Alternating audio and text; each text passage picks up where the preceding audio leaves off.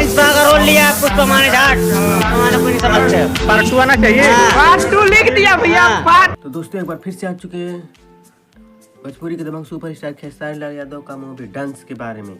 और वीडियो को पूरा देखिए। अगर हमारे चैनल में पहली बार हैं तो चैनल को सब्सक्राइब कर लीजिएगा। चलिए वीडियो स्टार्ट करते हैं। तो दोस्तों आज हम बात करने वाले भोजपुरी के दबंग superstar hit machine Khesari Lal Yadav का मूवी डांस के बारे में। तो दोस्तों बहुत ही सारे लोग हॉल में जा चुके हैं फिल्म देखने के लिए। अब बहुत ही सारा भीड़ है, आप लोग इधर स्क्रीन पर देख सकते हैं। भीड़ बहुत ही ज़्यादा है। और फिल्म तो भोजपुरी के मशहूर कलाकार हिट मशीन खेसारी लाल यादव का न्यू मूवी आ चुका है डांस, आप लोग इधर देख सकते हैं, जो कि हॉल में एकदम तबाही मचाया हुआ है।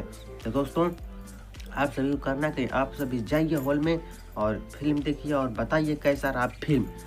तो आप लोगों को मैं एक बात बता देना चाहता हूँ कि फिल्म है भोजपुरी के हिट मशीन खेसारी लाल यादव का, तो फिल्म तो ब्लॉकबस्टर ही होगा। आप सभी लोग जाइए अपने घर के नज़दीकी हॉल में जाइए देखिए।